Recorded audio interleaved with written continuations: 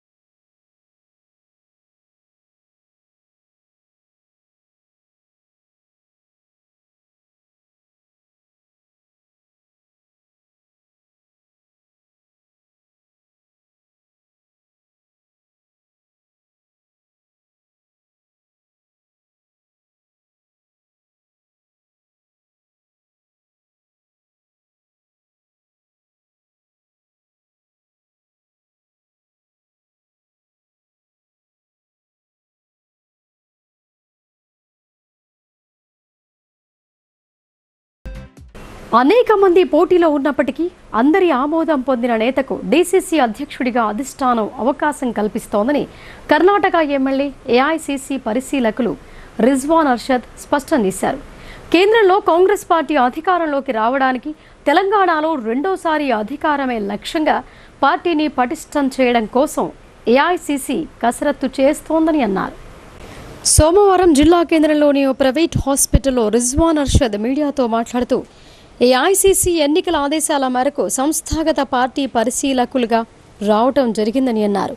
కేంద్రంలో కాంగ్రెస్ పార్టీ అధికారంలోకి రావడానికి తెలంగాణలో రెండోసారి అధికారమే లక్ష్యంగా పార్టీని పటిష్టం చేయడం కోసం ఏఐసీసీ కసరత్తు చేస్తోందని అన్నారు.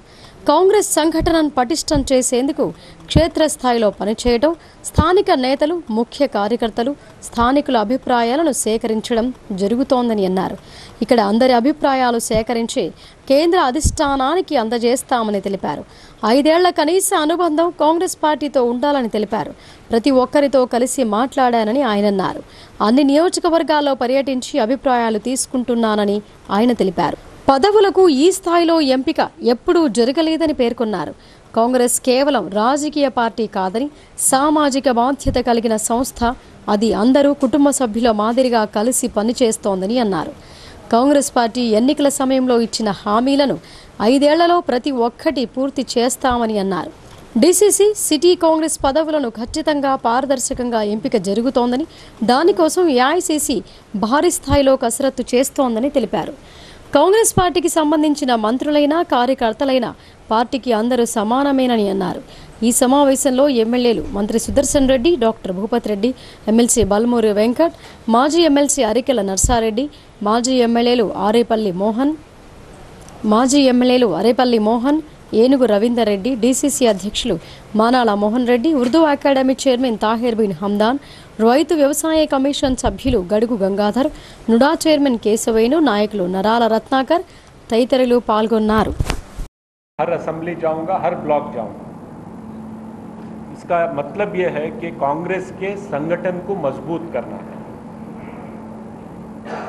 जैसा हमने 1.5 साल पहले तेलंगाना में टीआरएस गवर्नमेंट को हराया था, हमारी गवर्नमेंट हमने बनाया था, ऐसे ही आने वाले दिनों में अगले लोकसभा में कांग्रेस पार्टी बीजेपी को हराएगी और ऑल ओवर इंडिया में अपने संगठन के दम पर हम लोग वापस केंद्र में अधिकार में आएंगे। अगर इसमें आना है तो डिस्ट्रिक्ट कांग्रेस का मजबूत होना बहुत ज़रूरी है, और मजबूत होना है तो प्रोसेस को रिवर्स करना पड़ेगा। हैदराबाद और दिल्ली में इसका फैसला नहीं होना चाहिए, कार्यकर्ताओं को मिलकर इसका फैसला करना चाहिए। तो ये माननीय एआईसीसी के अध्यक्ष मल्लिकार्जुन खड़गे साहब और हम सब के लीडर, लोकसभा में अपोजिशन लीडर राहुल गांधी जी का ये सोच है और ये उन्हीं का प्रोग्राम है। उन्हीं के आदेश पर, राहुल गांधी जी के और मल्लिकार्जुन खड़गे साहब के आदेश पर हम लोग यहाँ जमा हुए हैं और अगले 8 दिन में నిజామాబాద్ के हर ब्लॉक में मीटिंग कर ధాన్యం సేకరణలో అక్రమాలకు తావిస్తే క్రిమినల్ కేసులు నమోదు చేస్తామని జిల్లా కలెక్టర్ హెచ్చరించారు. రైతులకు ఇబ్బందులు తలెత్తకుండా సజావుగా కొనుగోళ్లు జరగాలని అన్నారు. ప్రస్తుత వానాకాలం సీజన్లో రైతులు పండించిన ధాన్యాన్ని కొనుగోలు కేంద్రాల ద్వారా సేకరించే విషయంలో అక్రమాలకు తావిస్తే క్రిమినల్ కేసులు పెడతామని కలెక్టర్ టి వినయ్ కృష్ణారెడ్డి హెచ్చరించారు. ఏ దశలోనూ రైతులకు ఇబ్బందులు ఏర్పడకుండా సాఫీగా ధాన్యం సేకరణ ప్రక్రియ కొనసాగేలా సమగ్ర ప్రణాళికతో ముందుకెళ్లాలని సంబంధిత అధికారులకు సూచించారు. వానాకాలం పంట ధాన్యం కొనుగోళ్లకు సంబంధించి సమీకృత జిల్లా కార్యాలయాల సముదాయం నుండి సోమవారం వీడియో కాన్ఫరెన్స్ ద్వారా సబ్ కలెక్టర్లు, ఆర్డీఓ, తహసీల్దార్లు, సంబంధిత శాఖల అధికారులతో కలెక్టర్ సమీక్ష నిర్వహించారు. ఈ సందర్భంగా కలెక్టర్ మాట్లాడుతూ పంట విక్రయం విషయంలో రైతులు ఇబ్బందులకు గురి కాకుండా పారదర్శకంగా ధాన్యం సేకరణ జరగాలని అన్నారు. అధికారులు, సిబ్బంది తప్పిదాల వల్ల ఎక్కడైనా రైతులు ఆందోళనకు దిగితే సంబంధిత అధికారులనే బాధ్యులుగా పరిగణిస్తామని కలెక్టర్ స్పష్టం చేశారు. ధాన్యం సేకరణ ప్రక్రియలో తహసీల్దార్లు క్రియాశీలక పాత్ర పోషిస్తూ బాధ్యతాయుతంగా పనిచేయాలని అన్నారు. అన్ని శాఖలతో పరస్పర సమన్వయం పెంపొందించుకొని వరి ధాన్యం కొనుగోళ్లు సజావుగా జరిగేలా కృషి చేయాలని ఆదేశించారు. ప్రతి కొనుగోలు కేంద్రానికి తప్పనిసరిగా అనువైన ప్రదేశాన్ని ఎంపిక చేస్తూ ఆ కేంద్రంలోనే ధాన్యం కొనుగోలు ప్రక్రియ జరిగేలా చర్యలు తీసుకోవాలని అన్నారు. ప్రతి కేంద్రంలోనూ త్రాగునీరు, తగిన నీడ వంటి కనీస వసతులు అందుబాటులో ఉండాలని, నాణ్యతా ప్రమాణాలకు లోబడి ధాన్యం తీసుకువచ్చే రైతులకు ప్రభుత్వం ప్రకటించిన మేరకు పూర్తి స్థాయిలో మద్దతు ధర అందేలా చూడాల్సిన గురుతర బాధ్యత అధికారులపై ఉందని అన్నారు. FAQ ప్రమాణాలకు లోబడి బాగా ఆరబెట్టి శుభ్రపరిచిన ధాన్యం కొనుగోలు కేంద్రాలకు తీసుకువచ్చేలా క్షేత్రస్థాయిలో రైతులను చైతన్యపరచాలని వ్యవసాయ శాఖ అధికారులను ఆదేశించారు. పచ్చి ధాన్యం కోయకుండా రైతులను, హార్వెస్టర్ల యజమానులకు అవగాహన కల్పించాలని అన్నారు. ధాన్యం రవాణాకు సరిపడా సంఖ్యలో వాహనాలను సమకూర్చుకోవాలని, ధాన్యం ఎగుమతులు, దిగుమతులు వెంట జరిగేలా అవసరమైన సంఖ్యలో హమాలీలు ఏర్పాటు చేసుకోవాలని, కొనుగోలు చేసిన ధాన్యాన్ని నిల్వ చేసేందుకు తగిన ప్రదేశాలను గుర్తించాలని సూచించారు. అకాల వర్షాలకు ధాన్యం తడిసిపోకుండా కొనుగోలు కేంద్రాల్లో టార్పాలిన్లు, గన్నీ బ్యాగులు అందుబాటులో ఉంచాలని, బాగా ఆరబెట్టిన శుభ్రపరిచిన ధాన్యం మిల్లులకు పంపాలని అన్నారు. తూకం యంత్రాలు, గ్రెయిన్ క్యాలిపర్స్, తేమ కొలిచే యంత్రాలు వంటివి సరిపడా అందుబాటులో ఉండాలని అన్నారు. శ్రీ వారాహి అమ్మవారి ఆలయం నిర్మించడం అనేది ఎంతో పవిత్రమైన కార్యమని, ఇది పూర్వజన్మ సుకృతం వల్లే సాధ్యమవుతోందని drugs control officers India association జాతీయ అధ్యక్షుడు జి కోటేశ్వరరావు అన్నారు. నిజామాబాద్ జిల్లాకు శ్రీ వారాహి దేవాలయం ఆధ్యాత్మికంగా గొప్ప కేంద్రంగా నిలుస్తోందని ఆయన ఆకాంక్షించారు.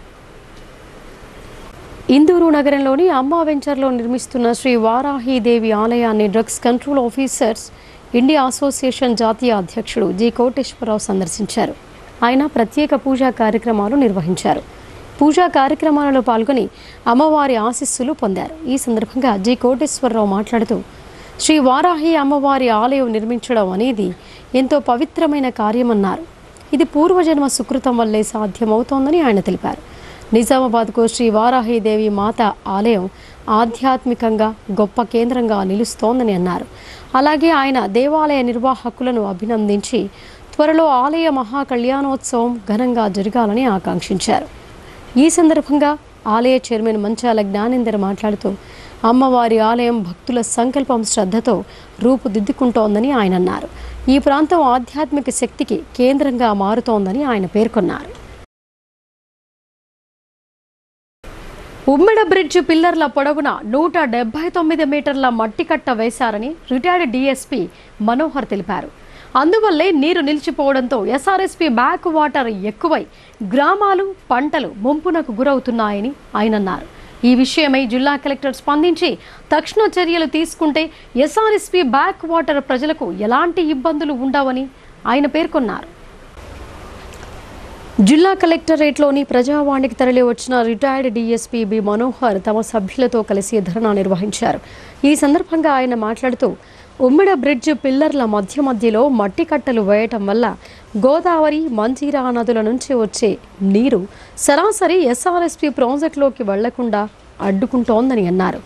తద్వారా ఎస్ఆర్ఎస్పీ పైన ఉన్న గ్రామాలు నీట మునిగిపోవటం, తీవ్ర పంట నష్టం జరుగుతోందని ఆయన తెలిపారు. ముఖ్యంగా బాసర మందిరం వరకు చిన్న వరదలకే 2 సార్లు నీరు వచ్చిందంటే ముంపు పరిస్థితి ఎలా ఉందో అర్థం చేసుకోవచ్చని ఆయన వివరించారు. ఉమ్మెడ బ్రిడ్జిని కూడా బాసర, కందకుర్తి బ్రిడ్జిలా సలహాలు తీసుకొని పూర్తి బ్రిడ్జిని పిల్లర్లతో నిర్మించాలని అన్నారు. లేదంటే ప్రతి సంవత్సరం భారీ వర్షాలు, వరదలు వచ్చినప్పుడల్లా మరింత తీవ్రమైన వరద ముంపు పెరిగి పంట నష్టంతో పాటు పలు గ్రామాలు కూడా వరద ముంపుకు గురవుతాయని మనోహర్ ఆందోళన వ్యక్తం చేశారు. వెంటనే జిల్లా కలెక్టర్ స్పందించి బ్రిడ్జ్ అటువైపు, ఇటువైపు మధ్యలో నిర్మించిన మట్టి కట్టలను తొలగించాలని, వాటి స్థానంలో బాసర బ్రిడ్జ్ తరహాలో పిల్లర్లతో పూర్తి స్థాయి బ్రిడ్జిని నిర్మించాలని అన్నారు.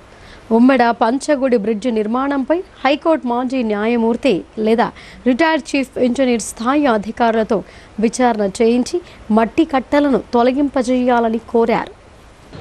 ఇటు బాసర మండలు, కొంతవరకు లొకేషన్ మండలు, అటు నవిపేట మండలు, రెంజల్ మండల్, బోధన్ మండల్, పార్ట్ ఆఫ్ పోతంగల్ కోటగిరి మండల్ దగ్గర అన్ని విలేలు ఈ యొక్క పంట నష్టానికి గురైనాయి. చాలా ఊర్లలో నీళ్లు వచ్చేసేసి అపారమైన నష్టం, కోట్ల రూపాయల నష్టం జరిగింది. మెయిన్గా వరి, సోయాబీన్, పొగాకు ఈ రైతులకు తీవ్ర నష్టం జరిగింది. రాకపోకలకు అంతరాయం జరిగింది. పశువులకైతే ఇంకా చెప్పలేనటువంటి గడ్డి మేత లేకుండా పోయింది.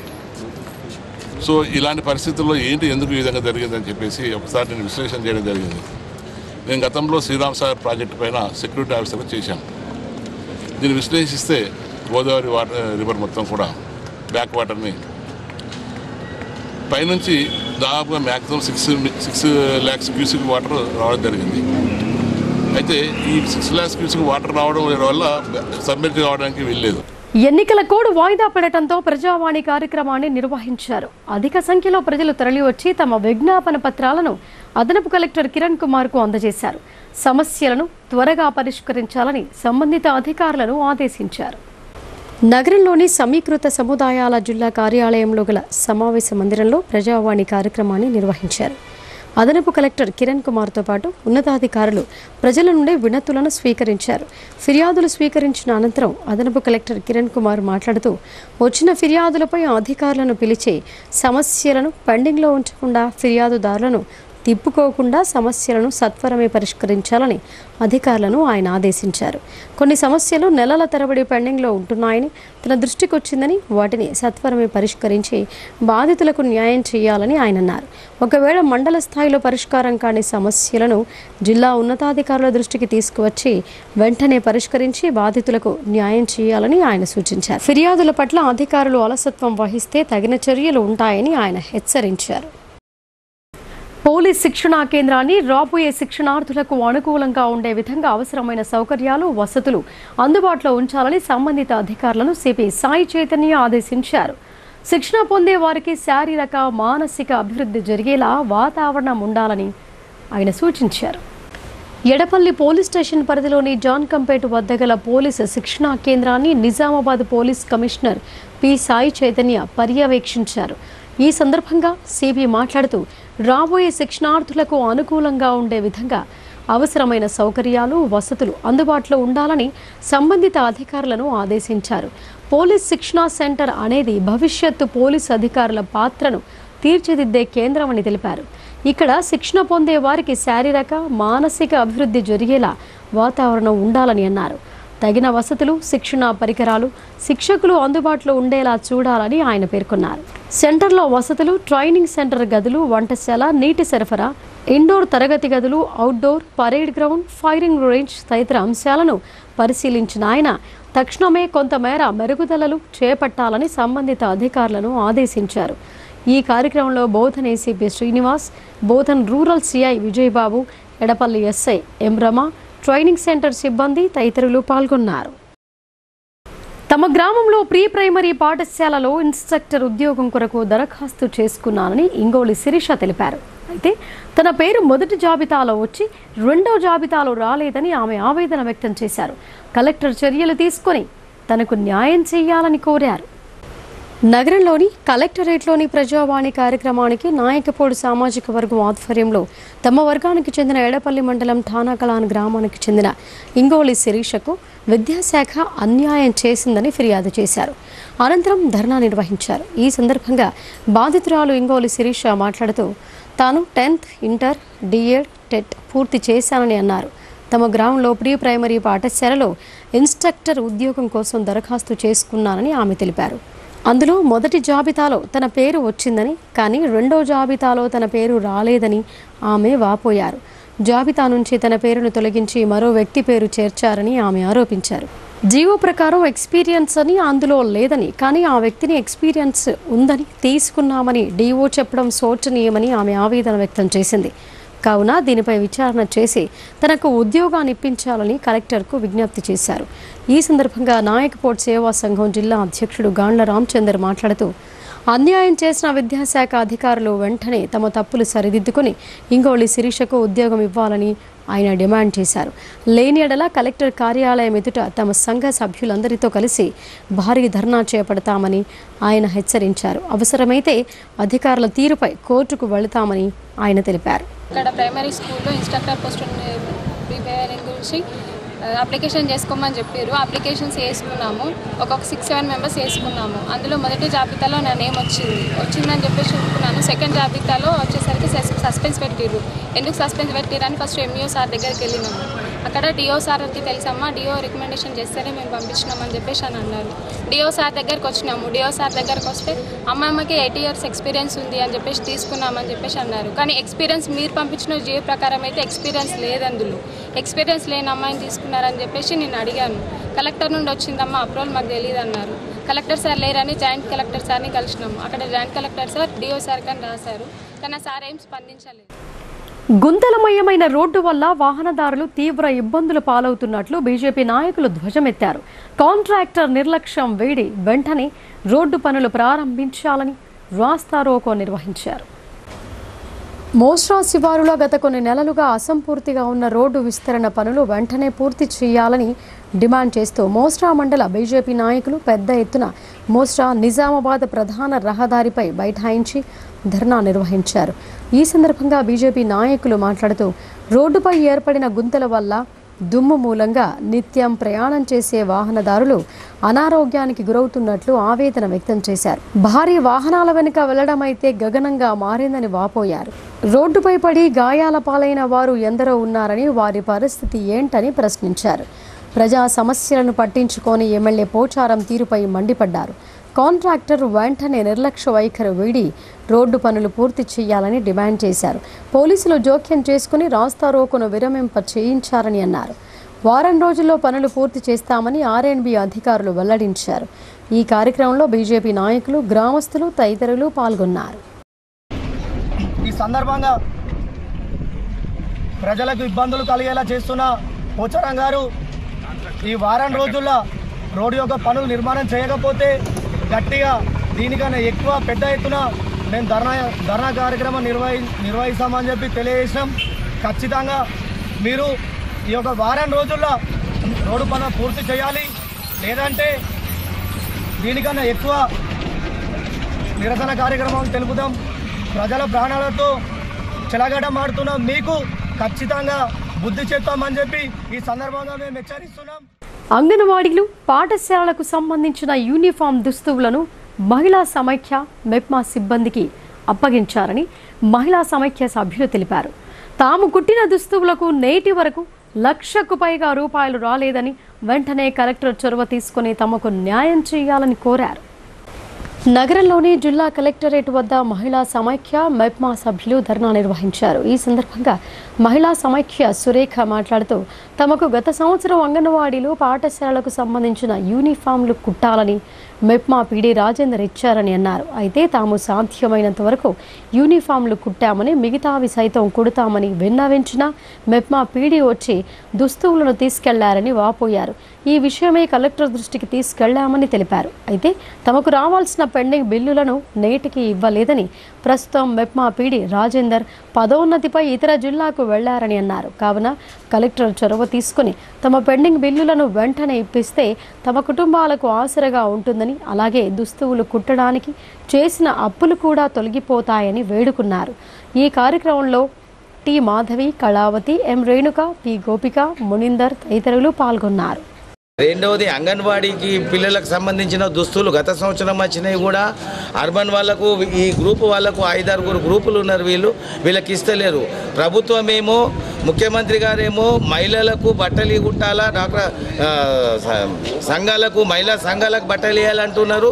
ఇక్కడ తీరా ఇక్కడికి వచ్చేసరికి గత సంవత్సరం కూడా బట్టలు ఇవ్వలేదు. ఈ సంవత్సరము దాదాపు 80,000 నుంచి 1,00,000 బట్టలు వచ్చినాయి అంగన్వాడీ స్కూల్ పిల్లలై. లోపల ఇద్దరికే కేటాయించారు. వారం రోజుల నుంచి తిరుగుతున్నాము, ఇప్పటిదాకా మా మీద స్పందన లేదు. గత సంవత్సరం RVM బట్టలు రాజీవ్ గాంధీ హనుమంత్ సారు కలెక్టర్ గారు ఉన్నప్పుడు 7 రోజులలో బట్టలు కుట్టాలా, లేకుంటే వాపసు తీసుకుంటామని గత పీడీ రాజేందర్ గారు మా బట్టలు తీసుకొని వెళ్ళిపోయారు. మరి ఇప్పుడు 80,000 బట్టలు ఇద్దరికి ఇచ్చారు. 80,000 బట్టలు ఆలే కుట్టాను. అంకాపూర్ గ్రామంలో డబుల్ బెడ్రూమ్ కేటాయింపుల కొరకు సర్వే చేసి మొదటి జాబితా తయారు చేశారని, ఈ జాబితా తర్వాత రద్దు చేసి రెండో జాబితాలో అనర్హులకు చోటు కల్పించడంపై CPML mass line Nizamabad rural Kamareddy సంయుక్త జిల్లా కమిటీ కార్యదర్శి వి ప్రభాకర్ ఆగ్రహం వ్యక్తం చేశారు. 52 మంది పేర్లు లబ్ధిదారుల జాబితాలో చేర్చి రాజకీయ పలుకుబడి, ఆర్థిక ప్రభావం మూలంగా అర్హులైన వారి పేర్లు తొలగించారని అన్నారు. ఆర్మూర్ రెవెన్యూ డివిజన్ పరిధిలో అంకాపూర్ గ్రామంలో డబుల్ బెడ్రూమ్ కేటాయింపుల కొరకు సర్వే చేసి మొదటి జాబితా తయారు చేశారని, ఈ జాబితా తర్వాత రద్దు చేసి రెండో జాబితాలో చోటు కల్పించడంపై సిపిఐఎంఎల్ మాస్ లైన్ ప్రతినిధి బృందం ప్రజావాణిలో అదనపు కలెక్టర్ కిరణ్ కుమార్ను కలిశారు. ఈ సందర్భంగా నిజామాబాద్ రూరల్ కామారెడ్డి సంయుక్త జిల్లా కమిటీ కార్యదర్శి వి ప్రభాకర్, ఆర్మూర్ డివిజన్ కార్యదర్శి బి దేవారాంలు మాట్లాడుతూ అంకాపూర్ గ్రామంలో వ్యవసాయ రంగంలో పనిచేస్తున్న వ్యవసాయ కూలీలు, బీడీ కార్మికులు సుమారుగా 52 మంది నిరుపేదలు అద్దెకుంటూ ప్రభుత్వ భూమిలో తమకు ఇళ్లను కేటాయించాలని గత ప్రభుత్వంలో ఆందోళన చేశారని అన్నారు. చివరగా ఆ భూమిలో గుడిసెలు వేసుకొని ఉంటే వాటిని తొలగిస్తూ డబుల్ బెడ్రూమ్ నిర్మాణం చేసి అర్హులైన తమకు ఇస్తామని హామీ ఇచ్చారని తెలిపారు. 52 మంది కేసీఆర్ ఎర్రవల్లి క్యాంప్ ఆఫీస్కు వెళ్లి విజ్ఞాపన చేసుకోవడానికి వెళ్లారు. అక్కడ నిరసన తెలియజేయడం కోసమే వచ్చారని 52 మందిని 2 రోజులు పోలీస్ స్టేషన్లో నిర్బంధించారని ప్రభాకర్ వివరించారు. డబుల్ బెడ్రూమ్లు నిర్మాణం పూర్తి కాగానే అందరికీ కేటాయిస్తారని హామీ ఇచ్చి పంపించారని అన్నారు. ఈ నేపథ్యంలో డబుల్ బెడ్రూమ్ పూర్తి కాగానే సర్వే చేసి లిస్టు తయారు చేశారు. అందులో 52 మంది పేర్లు చేర్చారని అన్నారు. రాజకీయ పలుకుబడి, ఆర్థిక ప్రభావం లేని మూలంగానో అర్హులైన 52 మంది పేర్లను తొలగించి అనర్హులైన ప్రభుత్వ ఉద్యోగులకు దరఖాస్తులు చేసుకోని వారికి రెండవ జాబితాలో చేర్చారని అన్నారు. ఇది పూర్తి అన్యాయమని ఈ సందర్భంగా కలెక్టర్ దృష్టికి తీసుకువెళ్లామని అన్నారు. డబుల్ బెడ్రూమ్లు శంకుస్థాపన చేసిన తర్వాత జరిగిన జాప్యానికి పేదల్ని వెంటనే కేటాయించాలని అంకాపూర్ గ్రామం నుంచి 52 మంది ఫామ్ హౌస్కు పోయి, కేసీఆర్ ఫామ్ హౌస్కు పోయి ముఖ్యమంత్రి ఉన్న సందర్భంలో ధర్నా చేస్తే 2 రోజులు పోలీస్ స్టేషన్లో ఉంచి అంకాపూర్ గ్రామ ప్రసిద్ధి చెందింది కాబట్టి మళ్ళీ కేసులు పెడితే బాగుండదని ఒక అడుగు వెనుకకు తగ్గి కేసులు లేకుండా వదిలిపెట్టారు. ఆ 52 మందిలో 22 మందికి వాళ్ళ ఒక్క పేరు కూడా డబుల్ బెడ్రూమ్లో లేదు. ఇది అన్యాయం. మొదట సర్వే చేసిన దాంట్లో పేర్లున్నాయి. ఆ పేర్లని వాళ్ళు తొలగించారు.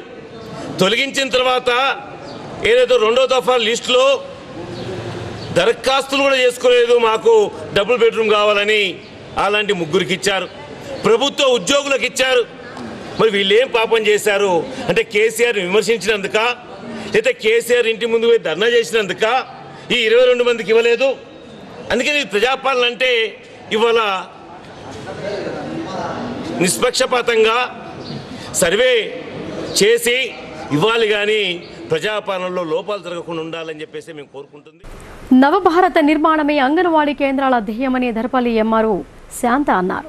గర్భిణీలు ప్రైవేట్ హాస్పిటల్కు వెళ్లి లక్షల రూపాయలు ఖర్చు పెట్టుకుని బదులుగా అంగన్వాడీ సెంటర్ల సూచనల మేరకు నడుచుకుంటే సుఖప్రసవం జరుగుతోందని అన్నారు. నిజామాబాద్ జిల్లా దర్పల్లి మండలం రామడుగు గ్రామంలోని రైతు వేదికలో అంగన్వాడీ టీచర్లు జాతీయ పోషణ మాసం ఘనంగా నిర్వహించారు. సిడిపిఓ జ్యోతి ఆధ్వర్యంలో నిర్వహించారు. ఈ కార్యక్రమానికి ముఖ్య అతిథిగా హాజరైన ఎంఆర్ఓ శాంత మాట్లాడుతూ అంగన్వాడీ కేంద్రాలు నడిపించడానికి ముఖ్య ఉద్దేశం నవభారత నిర్మాణం మంచిగా ఉండాలని, పుట్టే పిల్లలు ఆరోగ్యవంతులుగా ఉండాలనే ఉద్దేశంగా అంగన్వాడీ సెంటర్లు నిర్వహించడం జరుగుతోందని ఆమె అన్నారు. చిన్నపిల్లల నుంచి మళ్లీ తల్లులయ్యేంత వరకు ఈ అంగన్వాడీ కేంద్రాల ఆధ్వర్యంలో ఆరోగ్య నిర్వహణ జరుగుతోందని అన్నారు. గర్భవతి అయిన తల్లి అంగన్వాడీ సెంటర్లో పాల్గొంటే పౌష్టికాహారం అందిస్తామని అన్నారు. ఆరోగ్యవంతమైన పిల్లలు పుడతారని ప్రైవేట్ హాస్పిటల్స్కి వెళ్లి లక్షల రూపాయలు ఖర్చు పెట్టుకునే బదులుగా అంగన్వాడీ సెంటర్ల సూచనల మేరకు నడుచుకుంటే చాలని ఆమె అన్నారు. ఇంకా ఈ కార్యక్రమంలో సూపర్వైజర్ సరిత, బుజ్జి, అంగన్వాడీ టీచర్లు గోదావరి, దమ్మనపేట విజయ, ఆయాలు, తల్లిదండ్రులు పాల్గొన్నారు. ఎట్లా జాగ్రత్తలు తీసుకోవాలనేది చాలా చక్కగా చెప్పిండ్రు వీళ్ళంతా. ఈ పోషణ మాసం 17 సెప్టెంబర్ నుంచి 16 అక్టోబర్ వరకు నిర్వహించడం జరుగుతుంది. దయచేసి ఇక్కడ ఉన్న వాళ్ళంతా, మన మండలానికి సంబంధించిన వాళ్ళంతా, ప్రెగ్నెంట్ లేడీస్ కానివ్వండి, పిల్లల తల్లులు కానివ్వండి, జాగ్రత్తలు వహించి వాళ్ళ ఆరోగ్యాలు కాపాడుకుంటూ, మీ చంటి పిల్లల ఆరోగ్యాలు కాపాడుకుంటూ మన మండలాన్ని మంచిగా తీర్చిదిద్దుతారని కోరుకుంటున్నాను. ఈ అవకాశం ఇచ్చినందుకు ఈ హెల్త్ డిపార్ట్మెంట్ వారికి కృతజ్ఞతలు తెలియజేస్తున్నాను. సెప్టెంబర్ 17వ తేదీ నుంచి అక్టోబర్ 16వ తేదీ వరకు ఈ పోషణ మాసం కార్యక్రమాలు మేము ప్రతి అంగన్వాడీ కేంద్రంలో, ప్రతి గ్రామంలో, వాడవాడలా ఈ కార్యక్రమాలు మేము నిర్వహించడం జరుగుతుంది. వైద్య ఆరోగ్య శాఖలో పనిచేస్తున్న కాంట్రాక్ట్ అవుట్సోర్సింగ్ ఉద్యోగులను రెగ్యులర్ చేయాలని సిఐటియు రాష్ట్ర ఉపాధ్యక్షులు, యూనియన్ గౌరవ అధ్యక్షులు భూపాల్ డిమాండ్ చేశారు. ప్రభుత్వం కాంట్రాక్ట్ ఉద్యోగుల క్రమబద్ధీకరణ కోసం చర్యలు చేపట్టాలని, సమాన పనికి సమాన వేతనాలు చెల్లించాలని ఆయన కోరారు. నగరంలోని సిఐటియు జిల్లా కార్యాలయంలో Telangana United medical and employees union CITU Nizamabad జిల్లా 7వ మహాసభ నిర్వహించారు. ఈ మహాసభకు ముఖ్య అతిథిగా హాజరైన సిఐటియు రాష్ట్ర ఉపాధ్యక్షులు, యూనియన్ రాష్ట్ర గౌరవ అధ్యక్షులు భూపాల్ మాట్లాడుతూ మెడికల్ డిపార్ట్మెంట్లోని కాంట్రాక్టర్ సోర్సింగ్ ఎంప్లాయీస్ అందరికీ వేతనాలు పెంచాలని డిమాండ్ చేశారు. రాష్ట్రంలోని ఏఎన్ఎంల పనిభారం తగ్గించాలని 1930 ఏఎన్ఎం పోస్టులు, 2300 నర్సింగ్ ఆఫీసర్స్, 1284 ఎల్టీ, 735 ఫార్మాసిస్ట్ పోస్టులు వెంటనే భర్తీ చేయాలని ఆయన డిమాండ్ చేశారు. ప్రభుత్వం కాంట్రాక్ట్ ఉద్యోగుల క్రమబద్ధీకరణ కోసం చర్యలు చేపట్టాలని, సమాన పనికి సమాన వేతనాలు చెల్లించాలని కోరారు. ఉద్యోగుల సమస్యలను పరిష్కరించడంలో ప్రభుత్వం విఫలమైందని ఆయన విమర్శించారు. ఆరోగ్యశ్రీ మిత్రుల వేతనాలు పెంచాలని, 104 ఉద్యోగులందరికీ జీతాలు ఇవ్వాలని, స్వంత జిల్లాలో నియమించాలని కోరారు. వైద్య ఆరోగ్య రంగానికి బలమైన ఆయుపట్టుగా ఉండి క్షేత్రస్థాయిలో పనిచేస్తున్న ఏఎన్ఎంలు 2 దశాబ్దాలుగా కాంట్రాక్టు పద్ధతిలో పనిచేస్తున్న నేటికి రెగ్యులర్ కాకపోవటం అత్యంత దుర్మార్గమని అన్నారు. ప్రభుత్వం వెంటనే వీరందరినీ ఎలాంటి షరతులు లేకుండా యథావిధిగా రెగ్యులర్ చేయాలని డిమాండ్ చేశారు. రాష్ట్ర ప్రభుత్వం సమస్యలను పరిష్కారం చేయకుంటే భవిష్యత్తులో పోరాటాలు ఉధృతం చేస్తామని హెచ్చరించారు. ఈ కార్యక్రమంలో సిఐటియు జిల్లా ప్రధాన కార్యదర్శి నూర్జహాన్, మురళి, సావిత్రి, ధనలక్ష్మి, రాముగౌడ్ తదితరులు పాల్గొన్నారు. సందర్భంలో 104 సేవల్ని గత ప్రభుత్వం రద్దు చేసింది. వాళ్ళందరికీ 525 మందిని రాష్ట్రంలో కొంత డ్రైవర్స్ని, డిఓని అందరూ కూడా ట్రాన్స్ఫర్ ఎంప్లాయీస్ని కూడా వాళ్ళ సర్దుబాటు డిఎంఈ తరఫున చేస్తున్నారు. కానీ సొంత జిల్లాలో చేయకుండా పక్క జిల్లాలో ఇస్తున్నారు. వాళ్ళకి ఇచ్చే తక్కువ జీతాలతో పక్క జిల్లాలో తిరిగి డ్యూటీ చేయాలంటే అది సాధ్యమయ్యే పరిస్థితి కూడా లేదు.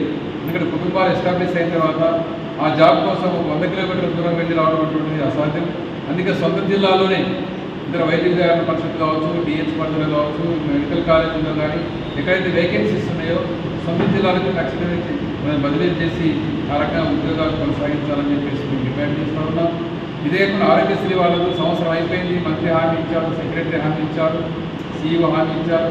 వాళ్ళకి డిఓ క్యాడర్ కింద జీతాలు 19,500 రూపాయలు చేస్తామని చెప్పి రాష్ట్రపూర్వకంగా మంత్రి హామీ ఇచ్చినా కూడా ఈరోజు 1 year అయిపోయినా ఫైల్ క్లియర్ కాకుండా ఫైనాన్స్ డిపార్ట్మెంట్లో పెండింగ్లో పెట్టారు. ఆ ఆరోగ్య మిత్రులకు అందరికీ తక్షణమే డిఓ క్యాడర్ ఇచ్చేసి 19,500 రూపాయలు ఏరియాస్ సహా చెల్లించాలని చెప్పేసి విధంగా మేము. ఇటీవల గోదావరి పరివాహక ప్రాంతాల్లో పంట పొలాలు పూర్తిగా నీట మునిగి కుళ్లిపోయాయని ఆవేదనతో 9 గ్రామాల రైతులు రహదారిపై మహాధర్నా నిర్వహించారు. నష్టపోయిన పంటలకు నష్టపరిహారం ప్రభుత్వం చెల్లించాలని రైతులు డిమాండ్ చేశారు. మహాధర్నాతో కిలోమీటర్ల మేర వాహనాలు నిలిచిపోయాయి. నవిపేట మండలం ఎంచా గ్రామం వద్ద 9 గ్రామాల రైతులు బాసర జాతీయ రహదారిపై మహాధర్నా నిర్వహించి రాస్తారోకో చేపట్టారు. దీంతో రహదారి పొడవున కిలోమీటర్ల మేర వాహనాలు నిలిచిపోయాయి. ఈ మహాధర్నాకు బీజేపీ, బీఆర్ఎస్ నాయకులు సంఘీభావం తెలిపారు. ఈ సందర్భంగా రైతులు మాట్లాడుతూ ఇటీవల గోదావరి పరివాహక ప్రాంతాల్లో పంట పొలాలు పూర్తిగా నీట మునిగి కుళ్లిపోయాయని అన్నారు. దాదాపు మండల వ్యాప్తంగా 9 గ్రామాల్లో 2 నుండి 3,000 ఎకరాల పంటలకు నష్టం వాటిల్లిందని తెలిపారు. ఒకసారి వరద నీట మునిగిన పంట 15 రోజుల క్రితం మళ్లీ వరద నీటిలో మునగటంతో తమ పరిస్థితి అగమ్య గోచరంగా తయారైందని అన్నారు. పంట నష్టం వివరాలు పంపి నెల రోజులు గడుస్తున్నా అధికారులు, ప్రభుత్వం నుండి ఎటువంటి సమాధానం రాకపోవడంతో రైతుల్లో అసహనం పెరుగుతోందని తెలిపారు. అధికారులు, ప్రభుత్వం రైతుల పట్ల నిర్లక్ష్యంగా వ్యవహరిస్తున్నారని మండిపడ్డారు. పంట నష్టం వాటిల్లి నెల రోజులు కావస్తున్నా కనీసం నష్టపరిహారంపై వివరణ ఇవ్వకపోవడం ప్రభుత్వం చేతకానితనానికి నిదర్శనమని అన్నారు. పంట నష్టంతో రైతుల నడ్డి విరిగిందని, పొలాల్లో ఇసుక మట్టి మేటలు వేసుకుపోయాయని, ఎకరానికి 50,000 నష్టపరిహారం ఇవ్వాల్సిందే అని రైతులు డిమాండ్ చేశారు. తుంగల దొక్కి కనీసం వరదలైతే పరిశీలించే పరిస్థితులు లేకుండా ఈ రాష్ట్ర ప్రభుత్వం ఉందనేది కూడా ఆలోచించాలా. మరి ముఖ్యంగా ఇవాళ 6 నెలలకు కష్టపడి మరి ఇవాళ మొగుడుకు కానీ కిందికి కానీ చూసుకుంటారు రైతులు. మరి మన ఫర్టిలైజర్ కానీ, మందులు కానీ, లేకపోతే కైకిరోలకు కానీ ఇంకా అవి ఉద్యోగం తీసుకొచ్చి మరి దాదాపు వాళ్ళు 3-4 నెలలు కష్టపడి మరి వాళ్ళ చేతికి వస్తాయి, మా బట్టలు వస్తే బాకీలు కట్టుకొని మంచిగా ఉంటామనే పరిస్థితుల్లో మరి వాళ్ళ ఈ ఏదైతే వర్ణదేవుడు ఏ రకంగా వచ్చి ఇవాళ మనం ఏం చేసిరు అనేది చూస్తా ఉన్నాం. అందుకే ఇవాళ ఈ రాష్ట్రంలో అనేక ప్రాంతాలలో ఇవాళ రైతులకు వర్షాలు వచ్చినప్పుడు కానీ, వరదలు వచ్చినప్పుడు కానీ ముప్పు గురైనటువంటి పరిస్థితుల్లో మరి వాళ్ళ రాష్ట్ర, కేంద్ర ప్రభుత్వాలు స్పందించాల్సినటువంటి పరిస్థితి ఉంది. కానీ నెల రోజులు అవుతుందా మరి మన నియోజకవర్గంలో దాదాపు మందారం నుంచి పడితే ఇటు నాగేశ్వర్ వరకు అనేక ప్రాంతాల్లో దాదాపు 30 నుంచి 40,000 ఎకరాలు వాళ్ళ రైతాంగంకు నష్టపోయింది. పేద మధ్యతరగతి ఎస్సీ, ఎస్టీ, బీసీ విద్యార్థులకు కార్పొరేట్ విద్యను అందిస్తామంటూ గొప్పలు చెప్పుకుంటూ విద్యార్థులను ప్రభుత్వాలు రోడ్డు మీదికి తేవటం దుర్మార్గమని పీడీఎస్యూ జిల్లా ప్రధాన కార్యదర్శి డాక్టర్ కరక గణేష్ అన్నారు. పెండింగ్లో ఉన్నటువంటి బెస్ట్ అవైలబుల్ స్కీమ్ 210 కోట్ల రూపాయల బకాయిలు వెంటనే విడుదల చేయాలని ఆయన డిమాండ్ చేశారు. జిల్లాలో కేంద్రంలో బెస్ట్ అవైలబుల్ స్కీమ్ బాధిత విద్యార్థులు, తల్లిదండ్రులు చేపట్టిన ధర్నాలో పీడీఎస్యూ జిల్లా ప్రధాన కార్యదర్శి డాక్టర్ కరక గణేష్ మద్దతు తెలిపారు. ఈ సందర్భంగా ఆయన మాట్లాడుతూ తెలంగాణ రాష్ట్ర వ్యాప్తంగా పెండింగ్లో ఉన్నటువంటి బెస్ట్ అవైలబుల్ స్కీమ్ 210 కోట్ల రూపాయల బకాయిలు విడుదల చేయాలని డిమాండ్ చేశారు. పేద మధ్యతరగతి ఎస్సీ, ఎస్టీ, బీసీ విద్యార్థులకు కార్పొరేట్ విద్యను అందిస్తామంటూ గొప్పలు చెప్పుకుంటూ విద్యార్థులను ప్రభుత్వాలు రోడ్డు మీదికి తేవడం దుర్మార్గమని అన్నారు. కుల సంఘాలకు, మందిరాలకు, ప్రజాప్రతినిధుల ప్రతి నెల జీత భత్యాలకు, హంగు ఆర్భాటాలకు డబ్బులుంటాయి, కానీ పేద విద్యార్థులకు విద్యను అందించడానికి మాత్రం రాష్ట్ర ప్రభుత్వం దగ్గర డబ్బులు ఉండవా అని ప్రశ్నించారు. భావి భారత పౌరులకు ఉచిత విద్యను అందించాల్సిన ప్రభుత్వాలు విద్యార్థుల హక్కులను కాలరాస్తూ రోడ్డు మీదకు తేవటం అన్యాయమని అన్నారు.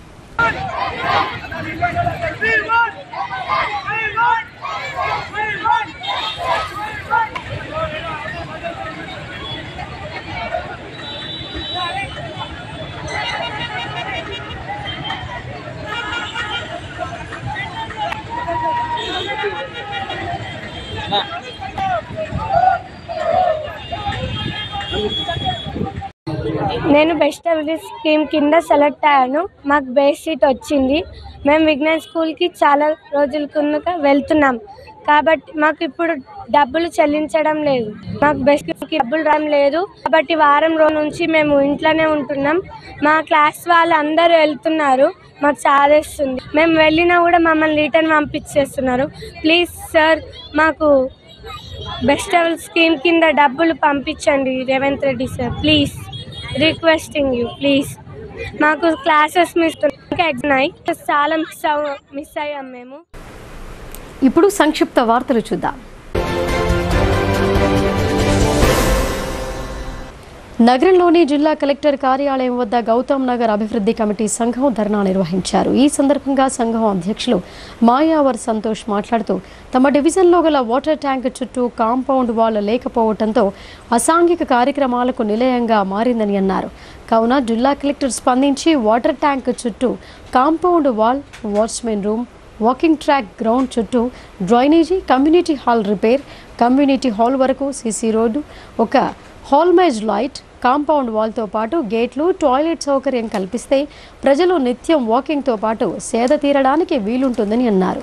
ఇదివరకు మున్సిపల్ కమిషనర్తో పాటు పలువురు అధికారులు వచ్చి చూశారని, అన్ని సౌకర్యాలు కల్పిస్తామని చెప్పారని ఆయన తెలిపారు. కానీ ఇప్పటికీ నోచుకోలేదని ఆయన అన్నారు.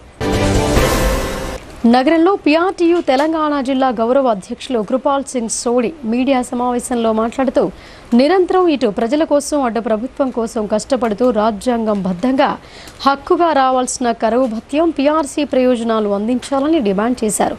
ఉద్యోగ ఉపాధ్యాయుల అసంతృప్తి మంచిది కాదని, కావున ఉద్యోగ ఉపాధ్యాయులకు పెండింగ్లో ఉన్న 5 DAలను విడుదల చేసి పీఆర్సీని తక్షణమే ప్రకటించాలని ఆయన అన్నారు.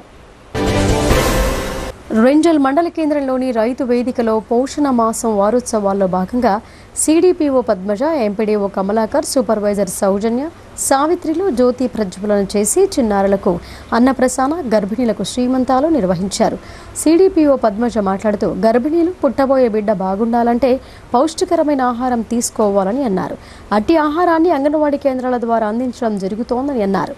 చిన్నారుల ఎదుగుదలకు ఆకుకూరలు, పళ్ళు లాంటివి ఇవ్వాలని తెలిపారు.